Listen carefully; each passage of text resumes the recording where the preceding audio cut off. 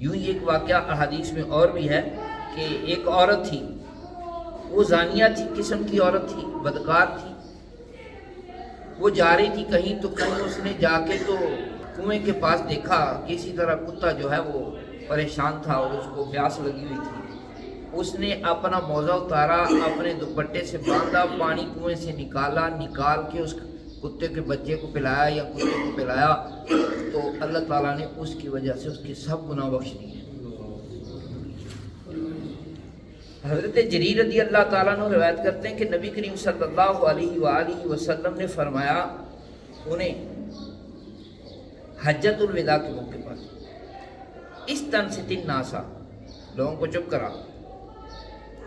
فقالا لا ترجعوا بعدی کفارا، میرے بعد کافر نہ ہو جانا، یضرب بعضکم رقاب بعض، کہ تم میں سے ایک دوسرے کی گردن مارے، یعنی قتل کریں ایک دوسرے کو، ایسی کیفیت اختیار نہ کرنا، کیونکہ حضور نے مسلمان کے لیے جو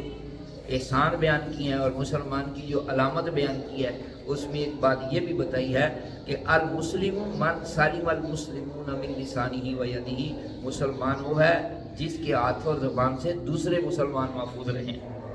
اس کا مطلب ہے گالی گلوچ، بدتمیزی، یہ بھی تو تکلیف دیتی ہے، دکھ دیتی ہے، تو ایسی چیزیں بھی نہیں ہونی چاہیے۔ تو ہاتھ سے یا کسی تیز دھار آلہ سے یا کسی ڈنڈے سوٹے سے بھی مسلمان کو مارنا جائز نہیں ہے، کہ یہ اس کو تکلیف دینے کے مترادف ہے نا، تو تکلیف دے کر اپنی عاقبت برباد نہ کرے، اور اگر کوئی اس کی خطائی ایسی ہے تو درگزر کر لے، درگزر میں بہتری ہے۔ اللہ پاک جل جلالہ اس پر انعام عطا فرماتا ہے۔ حضرت ام سلمہ رضی اللہ تعالیٰ عنہ کہتی ہیں، نبی کریم صلی اللہ علیہ وسلم ایک رات بیدار ہوئے تو فرمایا، آپ پڑھنے لگے، سبحان اللہ ماذا انزل اللیلۃ من الفتن،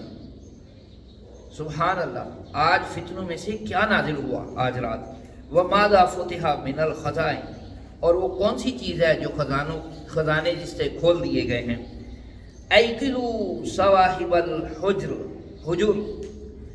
اے کمرے والیوں، گھروں میں رہنے والیوں، بیدار ہو جاؤ، فاروبا کاسیۃ فی الدنیا عاریۃ فی الآخرۃ، کہ بہت ساری لباس پہننے والی روحیں قیامت کے دن ننگی ہوں گی، لہذا اٹھو، اٹھ کے نماز پڑھو، نیند کو چھوڑو۔ اور ایک اور حدیث ہے، عبادہ بن صامت رضی اللہ تعالیٰ عنہ، یہ وہ شخصیت ہیں جو بدر میں حاضر ہوئے، اور یہ عقبہ کی رات کو پہرا دینے والے اور دھیان رکھنے والے شخص تھے، کہ رسول اللہ صلی اللہ علیہ وسلم نے فرمایا، وَحَوْلَهُ عِصَابَةٌ، جب کہ آپ کے پاس ایک جماعت تھی آپ کے اصحاب کی، بَایِعُونِی عَلَىٰ أَلَّا تُشْرِكُوا بِاللَّهِ شَيْئًا، میری بیعت کرو اس بات پر کہ تم اللہ کے ساتھ کسی کو شریک نہیں بناؤ گے، وَلَا تَسْرِقُوا، اور نہ چوری کرو گے، وَلَا تَزِنُوا، اور نہ زنا کرو گے، وَلَا تَقْتُلُوا أَوْلَادَكُمْ، اور نہ اپنے بچوں کو قتل کرنا، وَلَا تَأْتُوا بِبُهْتَانٍ، اور نہ تم کوئی بہتان تراشی کرو گے، تفترونہ بین ایدیکم و ارجلکم، جسے تم اپنے ہاتھوں گھڑو گے اپنے سامنے، ولا تعصوا فی معروف، اور